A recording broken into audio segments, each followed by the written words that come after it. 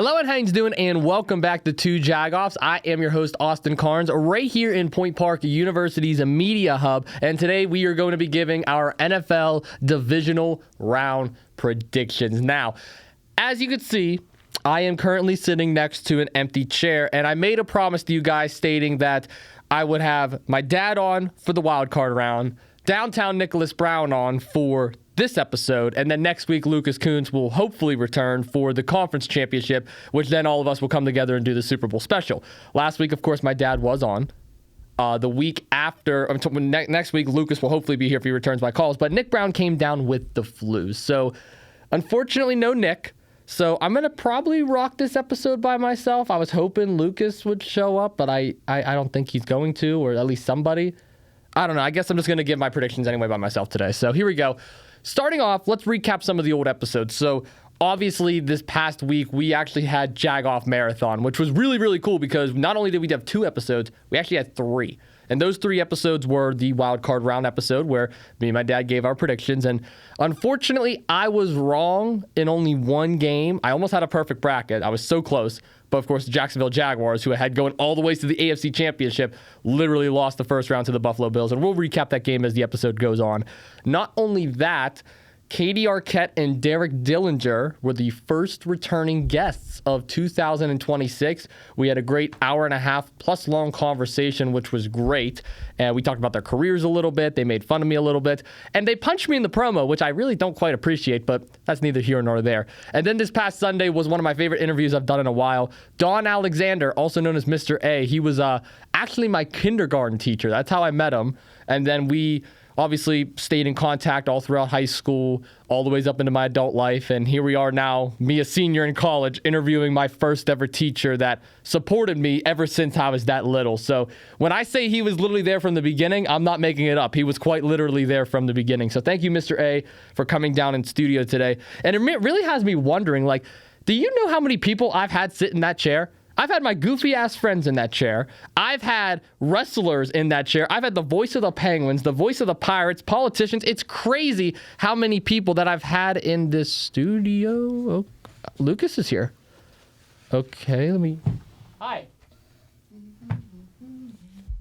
Hello there. Bruno Mars is just so good recently. My God. Yeah, it's good to see you, my guy. How you doing? Doing pretty good. Oh, okay. Let's see here. Get this all settled down there. That's right there. I didn't expect you to come. You didn't answer my calls. You haven't answered them for the last 3.5 weeks. Been busy. You been busy? Yeah. Doing? You know. Making my way around. Making your way around town? Pretty important guy. Oh, I didn't say that. You did, but... Oh, Torsten's here. Yeah, of course. I was in the middle of talking about the episodes from this past week. Oh, don't worry. You can continue. I can keep talking about them? That's fine. Okay, well, yeah, thank you again to Mr. Alexander for coming on the podcast. And with that being said, Derek and Katie, I guess, preparing me for my 3rd time I've ever interviewed 2 people at once, because this Sunday we have one of the most formidable tag teams in Pittsburgh wrestling, The Runway, Mr. Design Tyler Klein, and the fashionista of professional wrestling, Calvin Couture, will be joining us. That's going to be a very fun episode. Are you good over there?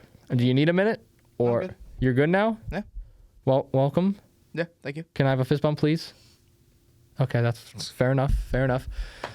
Lucas, how's it been treating you the last couple of weeks? We have not seen you since week 17. You know, I've considered a lot of things, a lot of things I had to think about over. Mm-hmm. You know, it's not anyone's fault in the Jagoff Mafia. I just want to make that very clear. My decision to take a little hiatus there was not the fault of anyone besides the man I'm sitting next to. Me? I do want to say, out of a bunch of people, I'm the only one with a perfect bracket left. Do just want to say that. Nick was supposed to be here today, but I had to cover.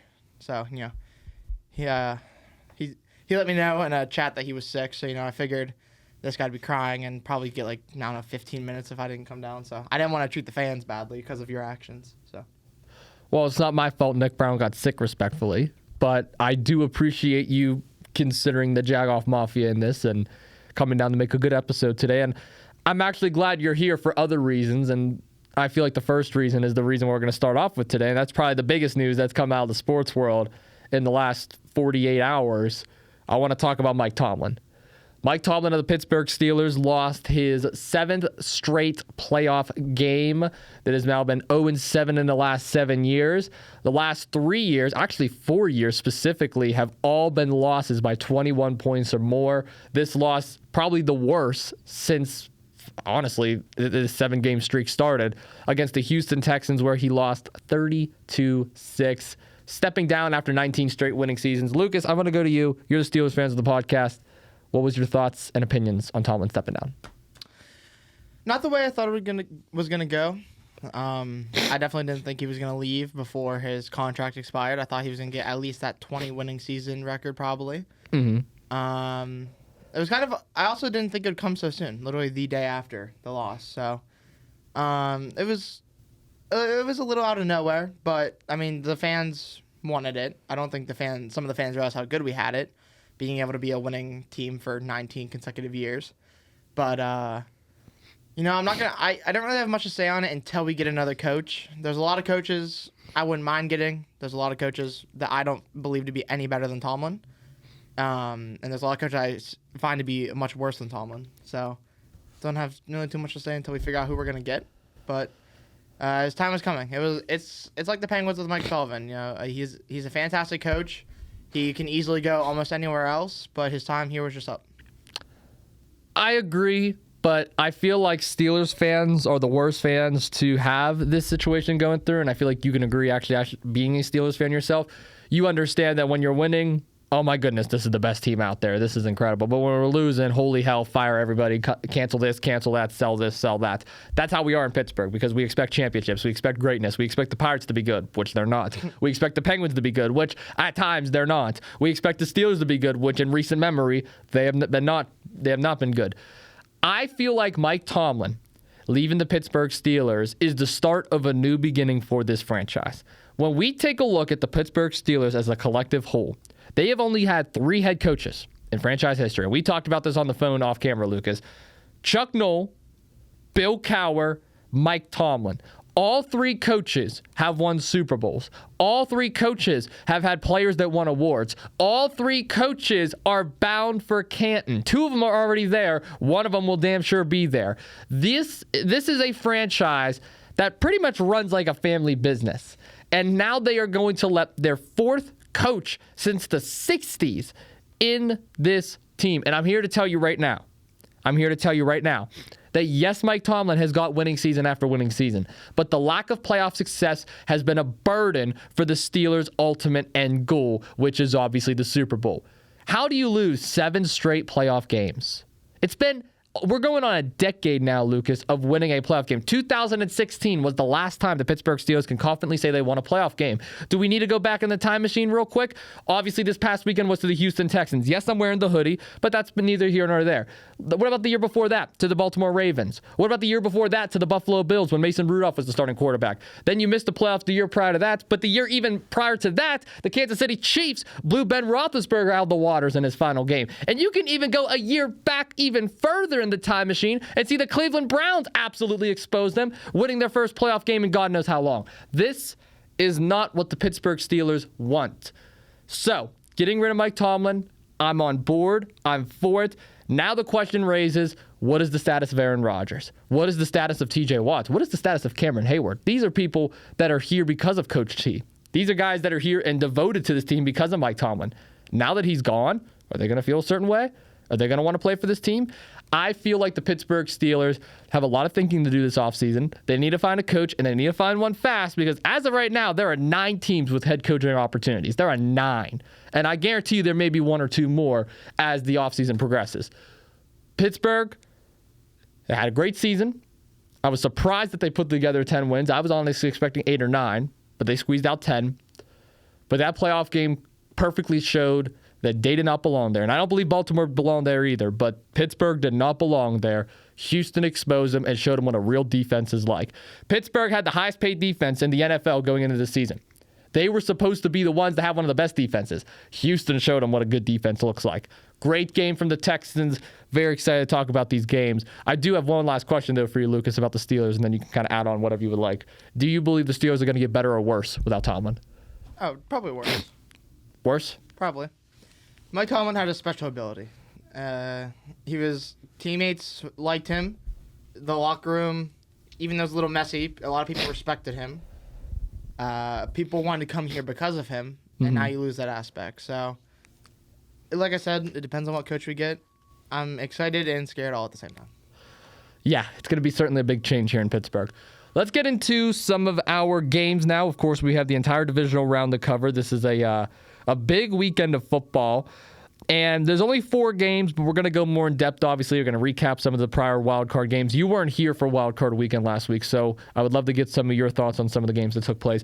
Starting off, though, we're going to go to Saturday's game, and they've scheduled this really weird. I don't know why the Sunday games are 3 and 6:30 instead of like 1 and 8 or 4 and 8. Like that, I don't know. The Saturday schedule looks better. So Bills and Broncos are going to start us off for the divisional round. Now, of course, the Buffalo Bills defeated the Jacksonville Jaguars 27-24 in the wild card round. Denver Broncos are hosting their first playoff game in a while. They had the number 1 seed, so they did not play at all last week.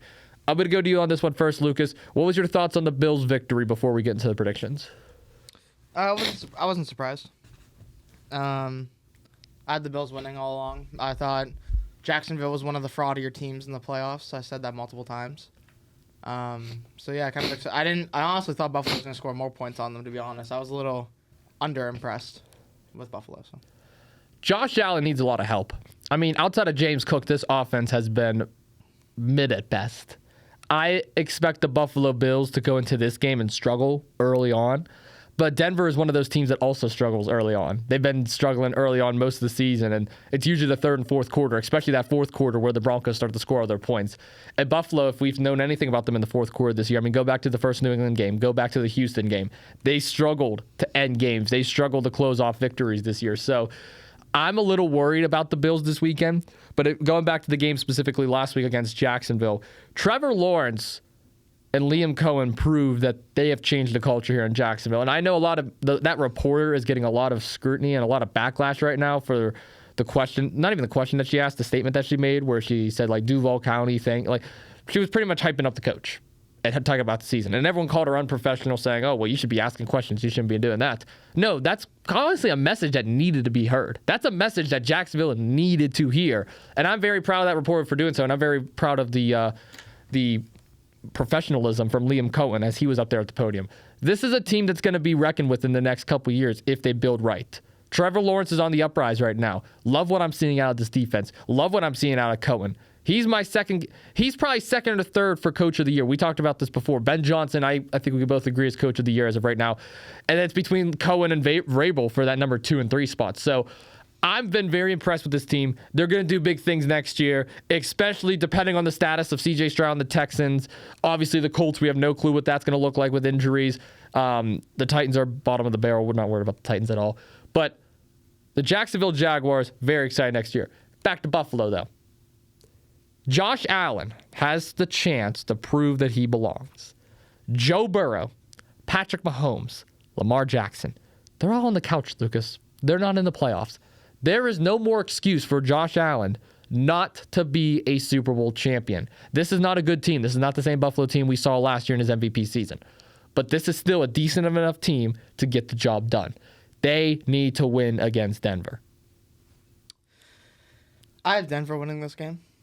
Okay. No extra thoughts? I want Josh Allen to win. I want him to prove people wrong. A lot of people say that he's not even that great of a quarterback. I'd argue that any day of the week. This is the worst team he's been to the playoffs with in his whole career, in my opinion.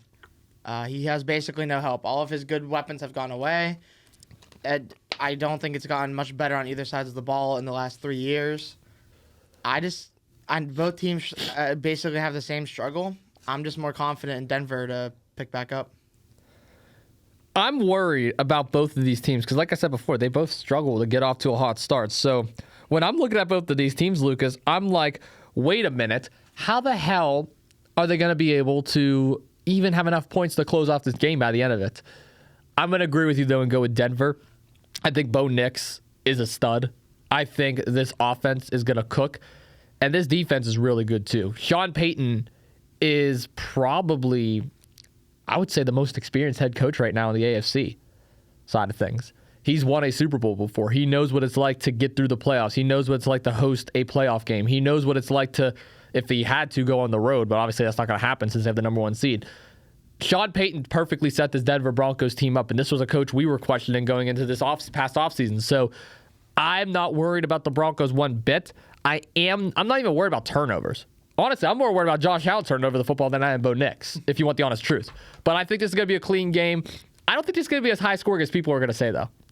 I think it's going to be like middle of the road, like maybe like a 21-16 kind of game, 21-18 kind of game. Like, I don't see it being that high scoring. So I agree, Lucas. Give me the Denver Broncos. Are you ready to complete the trio, though? Because this Saturday, 8 o'clock, Seattle Seahawks, San Francisco 49ers. I mean, could these guys just play every week? Like, this is going to be an amazing game. The 49ers, of course, are coming off of a victory against the Super Bowl champion Philadelphia Eagles, 23-19, while the Seattle Seahawks, they also had the number 1 seed, so they had a bye last week. Sam Darnold is yet to get a playoff victory. Obviously, he is going up against Brock Purdy, who actually was once in the Super Bowl before. Kyle Shanahan in the Super Bowl multiple times, even as a coordinator. So I want to go to you, Lucas. Before we get into the predictions, what's your thoughts on the Niners' victory against the Eagles last week? Very expected. I think the Eagles were probably the biggest fraud in the playoffs, in my opinion. I'd say there were 3 frauds, and I think they take the number 1 spot home. Who are the other 2 frauds? Jacksonville and New England. Not even Pittsburgh? I mean, I guess Pittsburgh too, yeah. I mean, we had probably, comparing it to New England, looking at how the Eagles played. Uh-huh. And comparing it to, I mean, Jacksonville's the only one you can argue this, but I think we had the hardest schedule.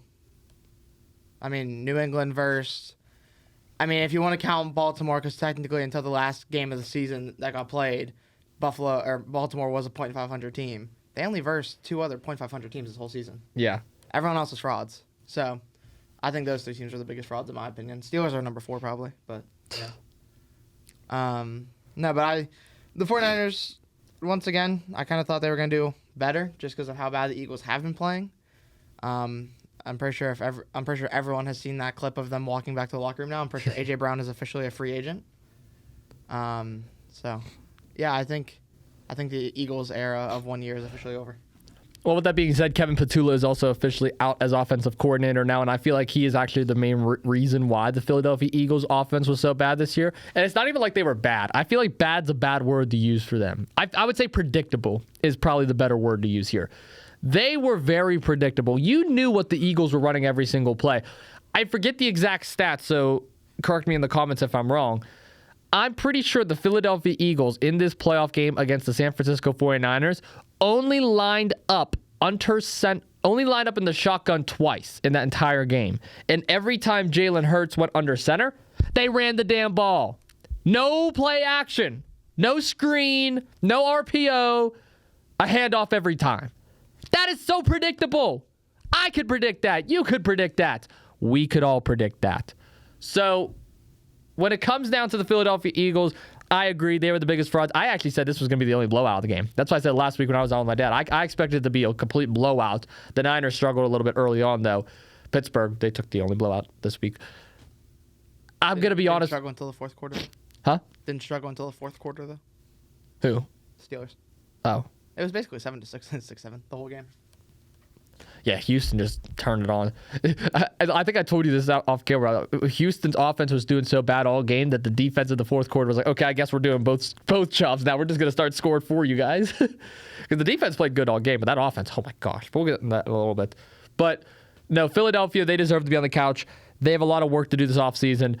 I hate to say this, and I'm kind of glad Nick actually isn't here for this part, but if the path the Philadelphia Eagles were going down with Kevin Patula, possibly would give the chance for the Cowboys to win this division next year. That's the way that it was looking right now. So I'm very happy they made the move there at offensive coordinator. Now they need to continue to build this team. But the one thing that I am going to repeat that you said, the relationship with A.J. Brown is over. This is not happening anymore. He is out after this year. I don't care. I don't know how he's going to get out, but he's out. He's done. He is never going to put on an Eagles uniform again. I don't ever see that happening. With that being said, now let's talk about this game. We got the Niners and we got the Seahawks. I feel like personally, and I'm going to start this off if you don't mind, the 49ers are the most underrated team in the playoffs this year because they have a quarterback who's experienced. They have a running back who's experienced. They have a head coach who's experienced. Yes, Brock Purdy was Mr. Irrelevant, but let's not act like he's one of the most experienced quarterbacks in the NFC side of things right now. Outside of Stafford, I would argue it's Purdy is number 2. This is a team that can go all the way with the right pieces. And actually, in my Super Bowl bracket, I don't know if you know this or not, Lucas, I have Denver and San Francisco in the Super Bowl as of right now, and I have Denver winning it. So when I look at this team and I look at what the Seahawks have to bring, it pains me to say this, but I'm actually going to go with the 49ers against the Seahawks. I got the Seahawks being first-round exits, technically second round, but it's their first game. So I have them losing their first game in the playoffs. I love Sam Darnold, but he has not shown me that he can win in the playoffs yet. It's the same story with Justin Herbert. Yes, you look great in the regular season, but when it comes to playoffs, are you going to utilize Jackson Smith and Jigba? Are you going to utilize your running game? Are you going to utilize this amazing defense and this amazing secondary? We'll just have to wait and see. I got the Niners. Close game, though. I'm taking Seattle here. Really? Yeah, Seattle's been dominant all season. It was between, personally, for me, whichever team was winning the Super Bowl, I either had Seattle or the Rams. We'll get to which one I chose later on, obviously, and as we close out this bracket. But no, I think Seattle's just the better team overall. I think the Niners are going to struggle. I do think it'll be a somewhat close game, but I don't see them winning, I don't see them losing to the Niners. I think Njigba's too good. I think Darnold's having a great year, and this one would really break him out of that terrible look he has on his resume for a lot of fans. I feel like this is going to be one of the better games of the weekend just because it's two divisional opponents going at it, and it's like the third game in the series. And there's no George Kittle. Yeah, George Kittle. That's actually a big loss for them, too. That is a big loss. What is it, Achilles? Yeah. It's Achilles injury. Top 3 tight end in the league right there. Top 3 tight end? Yeah, I give him number 3. Yeah. I give him number 3. He's behind. Who's he behind? It's McBride and Bowers. my guy. Yes, sir. See, that's the one thing we can agree on is tight ends. Who's number 4? Who's your number 4? Huh? Who's your number 4? I actually don't know. So why are you asking me then? I want to see who yours was. Probably Harold Fannin will be my number 4 next year. But Harold Fannin from the Browns. Oh.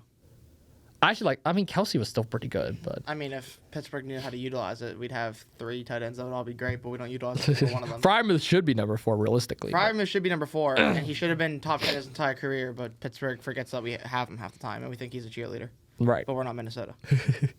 Well, now let's move into our first Sunday game. Texans, Patriots. Last week, the Houston Texans dominated the Pittsburgh Steelers 30-6, and the Patriots narrowly escaped the Chargers 16-3. What a bad game that was. I was at Red Robin after the Pittsburgh Improv, and my God, that game was awful to watch. Houston's game wasn't much better, but hate watching was a little bit fun. Lucas, I am in the Texans hoodie. I'm repping your favorite team, actually, that's left in the playoffs since your Pittsburgh Steelers are no longer there. But they are taking on an aggressive New England Patriots team. Out of every game that's left in the playoffs, this is actually the game that I'm probably the most like 50-50 on because there's so many different scenarios that could play out here. This is Drake May's first playoff game. Second playoff game, excuse me. Huh? It's Drake May. Okay, Drake May. It's his second playoff game after winning last week. C.J. Stroud looked god-awful. There is no defending it. Multiple fumbles. But Christian Kirk had over 140-plus yards. And Woody Marks also had over 100 yards on the ground. Stephen A. Smith. I wanted to make sure I said it right. I'm not pulling a Stephen A. Smith on Tuesday. Crazy? What? They had more turnovers in that game alone against the Steelers than they did the entire season. They had, 4 turnovers that game? Mm-hmm. And they had 3 the entire season. Yeah, I know. Thanks, Stroud. That was a bad game. Very bad game. For Stroud. I will give credit, though. Kirk looked good. Marks looked good. And God damn it, that defense looked amazing. Pick 6 at the end for Aaron Rodgers. Scoop and score off the fumble. I mean, man, I didn't expect the Steelers' offensive line to get eaten this badly. But when you have Daniil Hunter on one side and Will Anderson on the other and rankings coming through them, I mean, what are you supposed to do? Literally, what are you supposed to do right there? Lucas, talk to me about this Texans game first. What did you think about the Texans game? And then tell me what you thought about the Patriots game last week. I'll start with the Patriots. I was unimpressed, to be honest. I thought the Chargers were the worst team in the AFC side of things. Mm-hmm. I thought the Patriots were just going to blow them out of the waters. I expected the Chargers to barely put up points. I did not expect it for New England. I'm gonna still say New England wins this game. I actually still am not impressed with that Houston game. I mean, 2 of the touchdowns came from the defense. Mm-hmm. The offense played terribly until the fourth quarter. I mean, if you guys don't remember, it was basically 7-6, almost the entire third quarter as well. I think they started to score the end of the third and then all throughout the fourth. Mm-hmm. And then obviously, did the defense have 3 touchdowns? I don't even know. 2 touchdowns. 2 touchdowns and turnovers that led to a touchdown. Yeah, very close.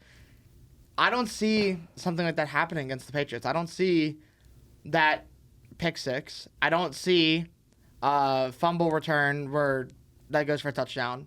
I don't see a turnover right near the end zone. I don't see it all happening, and I think that both these teams are going to struggle to put up points on each other, honestly, but I am more confident for New England to put up points than Houston, especially after what I saw last week.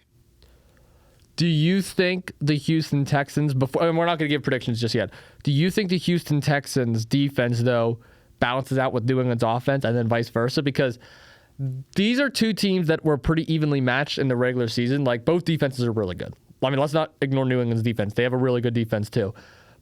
Which is crazy. A lot of the great defenses are in the playoffs. Go figure. Defense wins you championships.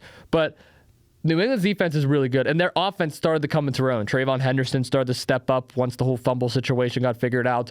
Drake May has been looking pretty good ever since that Pittsburgh loss. This team has been looking very good on the uprise. Houston, though, their offense is their biggest question mark. Is Stroud going to be the reason that they lose this game, or are they going to be the ones that cost them? What's the Texans' recipe to success here? Because I feel like we could both confidently say, okay, this is what the Patriots need to do to win. But what do the Texans need to do to win? Need to not let C.J. Stroud get pressured so much. The Steelers put pressure on him most of that game until we officially were just out of everything in the fourth quarter. Stroud couldn't really do anything. We blitzed the crap out of him, and it worked. Our line was able to rush him, and it worked a lot. So they got to protect the quarterback. And I was a little worried, too, because since Stroud wasn't being protected at all, Woody Marks was able to break through at least. He was able to find the holes and break through. What if New England doesn't allow Woody Marks to break through? Because Stroud at least was able to rely on the run game most of that game. That's what kept them in it. If Stroud wasn't able to rely on Marks, though, that game would have been a lot closer than we were thinking. And I hate the people that keep saying, oh, well, Mason Rudolph would have started, the Steelers would have won, or Will Howard would have started. No, absolutely not. That had nothing to do with quarterback. You could put Tom Brady or Patrick Mahomes in there, they're losing that game. That Texans defense ate them alive. Oh, what do you mean, If we had Tom Brady, I'm taking the Steelers in that game. Tom Brady? Yeah. Tom Brady's eating the turf every time. No. Rodgers got, 4 sacks, 5 sacks on him? No, I don't know. I don't know, but no, that loss was pretty bad for Pittsburgh. This game, though, let's do predictions now. Do you got Houston? Do you got New England? Who's moving on to the conference championships? I got New England. Really? Okay. Well, it does kind of feel weird that I'm wearing the Texans hoodie and I'm actually going to pick against them. I'm only wearing this because of the game from last week, and it's a nice hoodie. You got to admit, it's a nice old blue, right? You like this team. Do you like the hoodie, yes or no? I like the hoodie. I don't like why you're wearing it. Okay. You know what? That's fair. I haven't been wearing it because you like them. You're just wearing it to wear it. Well, I don't want to hear it from you. You already gave up on your Steelers. You're in Penguins gear now. I wore my Steelers hoodie on Steelers Day. Okay, good. So why did you wear it now? Because the Steelers are out, and I'm supporting my team that's still in the game. Okay, well, at least Penguins are still playing. At least I support a team I like. And I've been supporting a team I like. You like the Penguins. You don't even wear a Penguins hoodie. You're wearing a Houston hoodie. I wore a Penguins hoodie last week. Okay. They're still playing, aren't they? They're still playing. They're good. I mean, the Cardinals haven't been playing since week 5. I hate you. I actually hate you. I mean, your bracket hasn't been playing. I have one game wrong. I'm one game behind. I'm in second. You have one game wrong, which means you have one game wrong this week by default because you haven't gone to the conference. Oh, my gosh. And then you have a conference game wrong by default because you haven't gone to the conference. I don't have them winning the conference, though. You're lucky. I agree with you. New England's going to beat the Houston Texans because C.J. Stroud is not a playoff quarterback, in my opinion. Drake May, although he struggled against the Chargers, I still feel like he's going to put up points. I don't think this is going to be a blowout. I think this is going to be very low scoring. I'm talking very low scoring. It's going to be like what Houston and Pittsburgh was most of the game. 7-6 probably. 6-7? No, 7-6 is it. Okay. Because if you had 6-7, then Houston would be winning because they would have 7. Yes. So this is why your bracket's bad. Shut up. Okay. Let's talk about our final game now. Chicago Bears are hosting the Los Angeles Rams. Now, the LA Rams actually struggled against the Carolina Panthers, which honestly didn't come to my surprise at all because earlier in the season we did see the Panthers win 31-28. They are taking on the Chicago Bears, who just completely exposed the Green Bay Packers. What a comeback victory that was. Matt LaFleur is damn near out of a job because of it, because Ben Johnson, I don't know what he has this team doing in the locker rooms, what kind of pregame ritual or something that they are snorting before they go out on that field. But my goodness, this team knows how to win. I would say it's not totally on LaFleur. Huh? It's not totally on LaFleur. This game's entirety is on McManus. Well, that I fully agree with you on. But if they had 7 more points this game, they win the game. That is fair, but I'm telling you right now, Chicago, usually teams play like they're defeated when they're down. Chicago did not play like they were defeated. They played like they were on top, and I very much respect that. It's very commendable of Ben Johnson. I really want to pick Chicago against the Rams. I really do, because I could actually see them winning. But here's the thing. The Rams got Matthew Stafford. The Rams got Puka Nacua. The Rams got this incredible head coach by the name of Sean McVay. I got to go with the Rams. I really can't pick against them. I really appreciate what Caleb Williams is doing. The future of Chicago is bright. Any Bears fan will tell you it. They finally found their quarterback after all these years of quarterback after quarterback. Jay Cutler, Justin Fields, Mitchell Trubisky. They have now found their guy in Caleb Williams. Damn it, this is going to be a good team. I don't expect a double doink to end their season like it did Philadelphia several years ago when Philadelphia went on to beat New England, but this is going to be a very close game, and Matthew Stafford is going to go off. Give me the Rams. Do you think that the fans are still going to chant, "We want Justin Fields"? No, they're done with that. Williams, after last week, Williams showed them they don't need Fields. I'm picking the Rams. I like the Rams a lot better than Chicago. I like Chicago. I like Ben Johnson. He's been my coach of the year for 6 weeks, something like that. 5 or 6 weeks. No, 5 or 6, I said. That's not even the meme, bro. Just wrong place, wrong time. But I like the Rams better. I think they have the better all-around team and the better coach, even though I do like Ben Johnson. Do you think that Matthew Stafford retires after this year, depending on what happens after this week?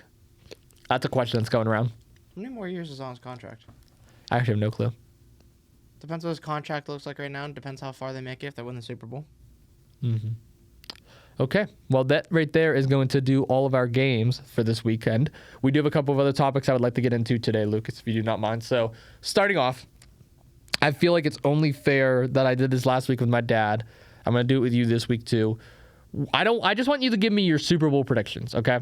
Who's in the Super Bowl, who's not? I'm not giving mine yet because I want to kind of compare everybody's every week as we do this. I was hoping Nick would be here this week, but obviously he's not. So just give me who you got in the Super Bowl and who you got winning it. We don't need to go through conference games and everything. Who's your AFC representation? Who's your NFC representation? Who wins and why? Well, I guess if you pay attention enough to the episode, this was kind of going to give you away who I have going to the conference and winning the conference.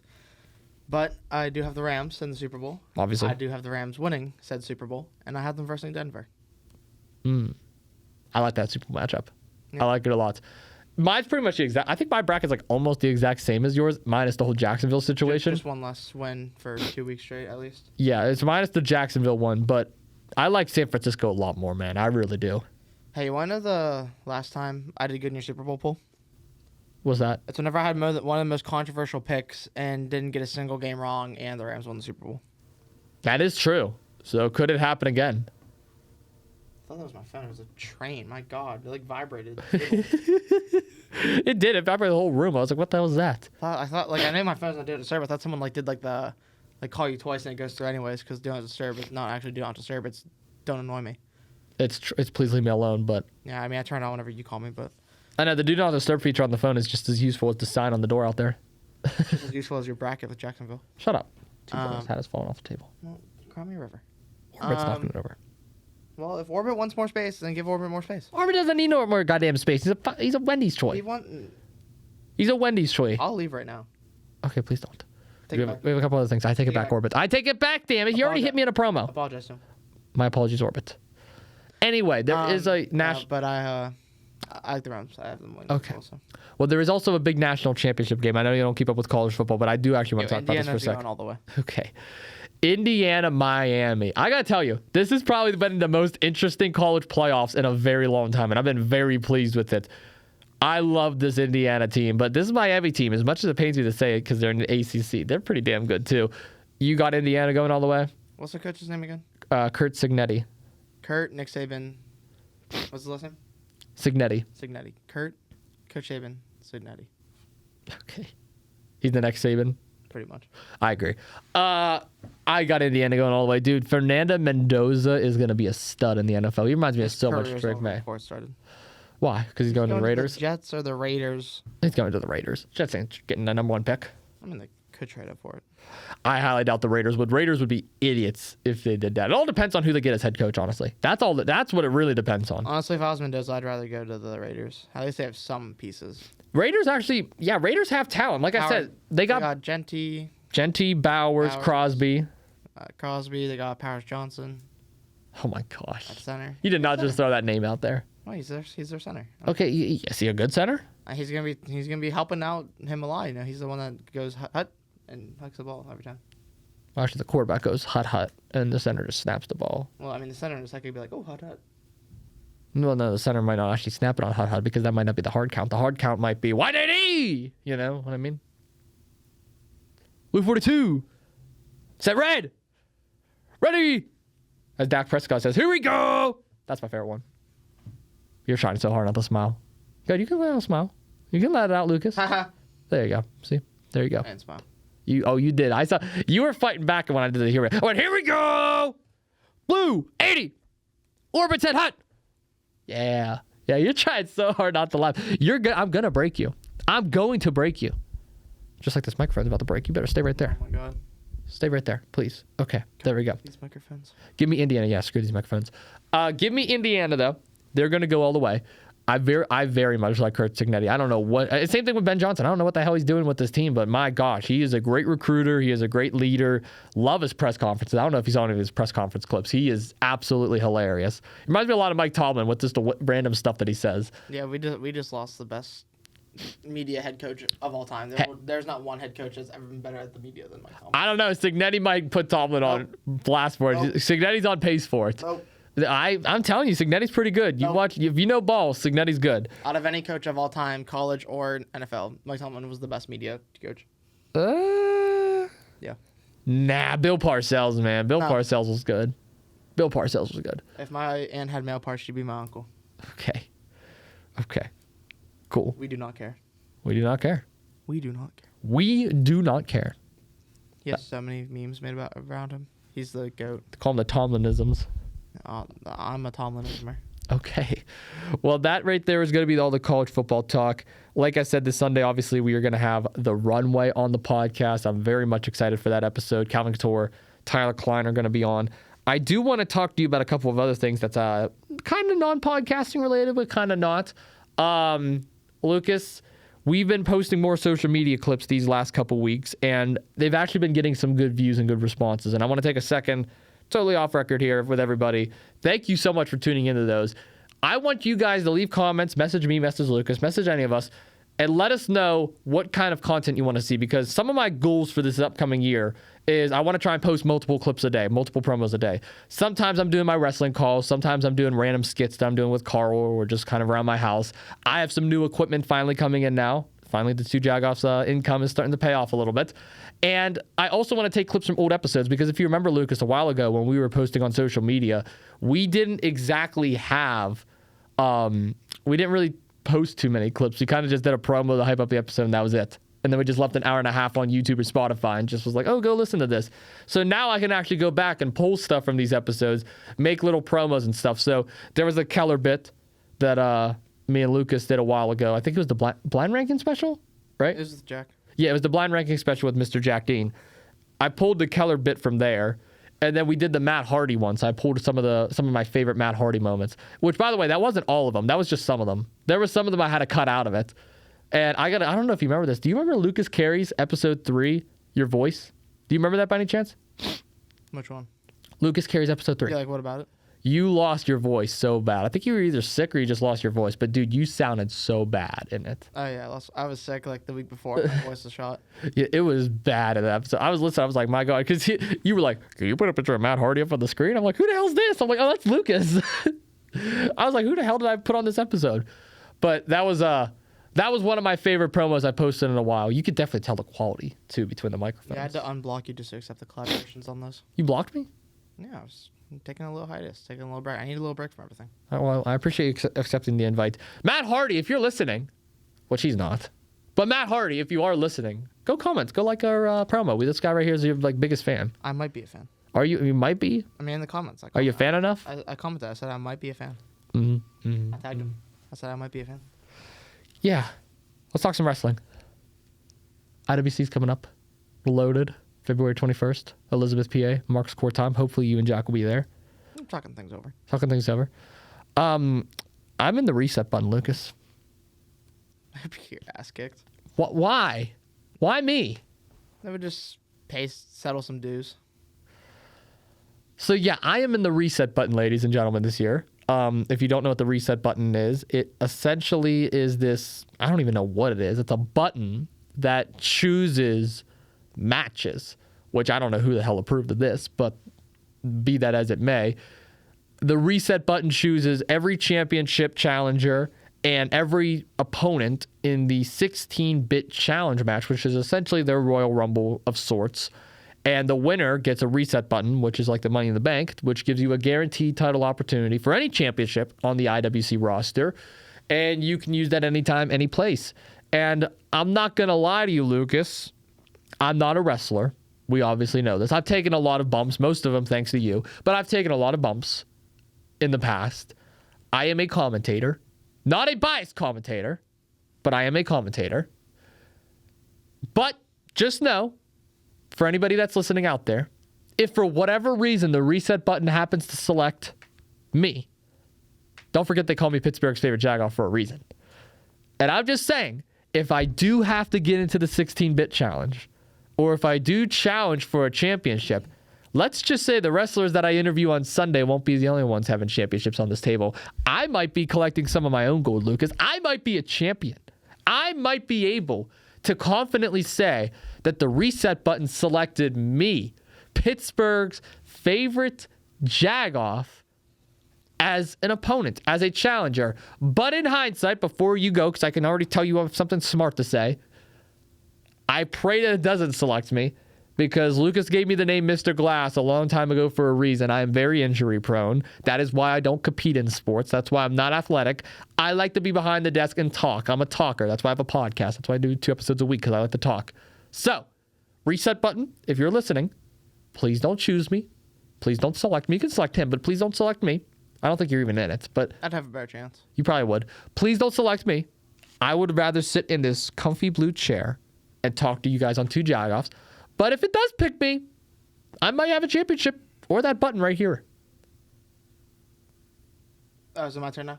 I mean, you could talk. It's a podcast, yeah. I mean, I actually hope you get picked for the 16-bit match. Oh, thank you. Because then I can watch you get beat up by more than just one person. Hey. If you get picked, the only way you can physically get picked by that button to go one-on-one against someone for a title as if someone tells the button that, hey, we had catering before all the matches, and the challengers didn't eat because, you know, they're all getting hyped up for their matches and getting ready. But all the wrestlers that weren't, didn't know if they're going to be wrestling yet, ate, and they all got food poisoning. But Austin's muffler fell off, so he got here late, and he didn't get any catering. So you also didn't have food poisoning. And then you had to go up and do a one-on-one match. That's With the who? only way I can see you getting picked. Okay, well, let's break this down then. Here's the champions it's going to be facing. Obviously, it's probably not going to pick me to fight for the IWC Women's Championship. I don't think it You'd would. still lose. You think I'd lose to Mila Moore? Yes. I probably would. She's a TNA knockout, so I mean, makes sense. You'd be too stunned to even throw the first punch. I don't want to hurt a TNA knockout. I don't want to lose connections with TNA. You're gonna hurt a TNA wrestler. Yeah, okay. Okay, shut up. So we're gonna eliminate the women's title here for a second. There's the IWC tag team titles. There's the Super Indie Championship. There's the World Title, and there's the high stakes. That's Barkley, Slade, Jamie, and Bulk and Bubba.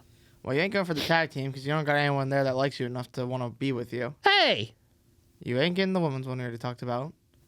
Jamie would not even have to cheat for the first match I've ever seen in my life of him. Jamie pushed me to that damn wall when he came down here. Yeah, he made you look like a little kid. Maserati West is just way cooler than you are. Wes? And I mean, he did look pretty cool. I came Spencer Slade, as much as I hate him, he'd probably just headbutt you with his headgear on, and then you'd probably just... Spencer Slade would break... Do you know I have a history of ankle injuries? All he has to do... I'm giving away the scouting report right now. All he literally has to do is grab this ankle and twist it and put me in an ankle lock. Not even a full ankle lock. Just turn it a little left, and I'm already tapping out. So there you go, Spencer Slade. It's already game over. I'm just tapping out as soon as I get in the ring with him. Yeah, so no, you don't have a chance at all. The second he takes that singlet down and then puts it back up for whatever reason, I'm losing. Yeah, you're not winning a single match. But if I had Sam Holloway as my tag team partner... You'd get tossed. By Bulk and Bubba? No, if you had Sam Holloway as your partner? Yeah, for the tag team titles. He wouldn't want to ruin his reputation. He's a WWE ID. Okay, what does that mean? His career's going to go down. WWE's not going to want to select him if he can't even choose a good partner. You're saying I'm not a good partner? No. Why not? Buddy, WWE already has enough issues. I'm tough as nails. You beat me with a hockey stick. You put me through a damn closet door. Aren't you 0-1 to a dog? I went through a table. Shut the hell up. I went through a table. I've gotten hit with chairs, styrofoam, garbage cans. Didn't you complain for like weeks because of that hockey stick? Yes, because I was and then you complained for like another week because of Carl's belt. Carl's belt did sting. I mean, he was Kevin at the time, so technically I'm not wrong. Yeah. I don't understand his whole name change. Like, I don't know why he had to go through some government documents to get my name changed because, I'm Carl now. 880. You know what? I don't really see eye to eye with you anymore right now, but that is one thing I can actually agree with you on. He's getting the leaders by... He thinks he's cool just because the leaders like him. It takes a lot of money to change your name, you know? Yeah, it does. He's already broke enough. He didn't need to get more broke. I mean, you're the brokest, but he's broke enough. He's broke enough? I mean, hey, that's one thing he's enough at. Speaking of leaders, can we just say I hate some guy named John and Clayton King Sounds a little biased. and Reese Hayes? You shouldn't be hating people that you commentate for. No, I'm not trying to be biased. I'm just saying, like, dude, you don't understand how bad it is. They cheat. They cheat every single week. And they act like they're so good. They're the 880 tag team champions. So God forbid we have to respect it. I mean, Jamie cheats and you respect him for being a world heavyweight champion. I did respect him until he pushed me into the wall, and he lost that respect as soon as he shoved me into the wall. So you respected a cheater until the cheater, who's also an unliked idiot, pushed you. Well, no, I didn't respect the cheater because I also like Duke Davis a lot, and I think Duke Davis got screwed. I will confidently say that. Duke Davis got screwed. I've never liked Jamie in my life until he pushed you. I don't know. Ouch. I don't know who Duke Davis got screwed. Actually, no, Duke Davis got screwed twice in the last month.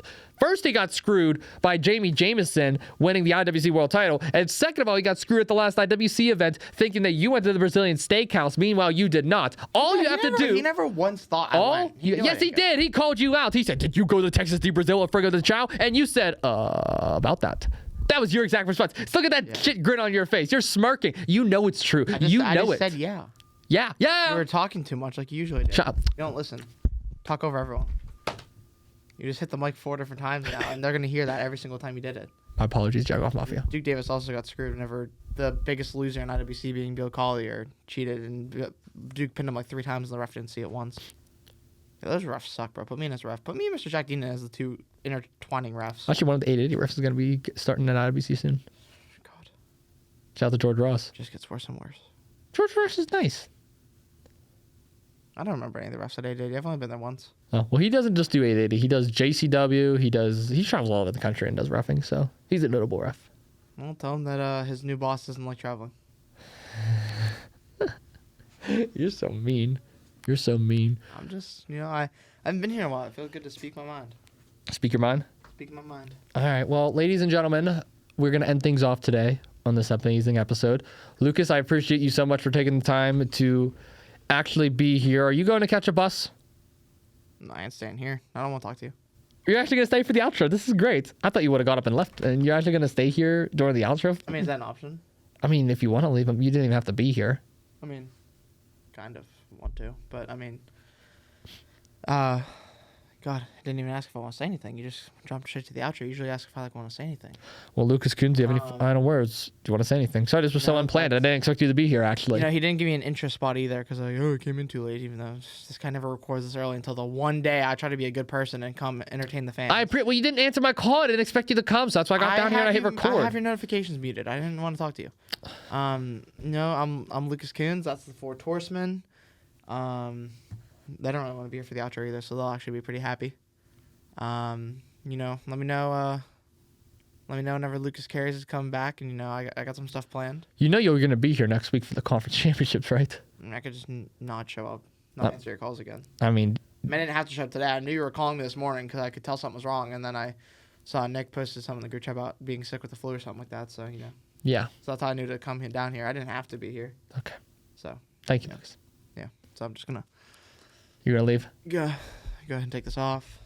All right. Grab Orbit and Gloop and Scoop and Glawaby and Steve, and he still has his pen, by the way. This is the first pen I ever gave him. He still holds it. So I'm just gonna get out of here. Thanks, Lucas. Well, I do appreciate Lucas actually for making the time to come down here today. Say what you want. I know that we're. Hold on. What? Oh, okay. Hold on. Oh, he's not done. Okay. Hi. Welcome back. I forgot my phone. Oh, okay.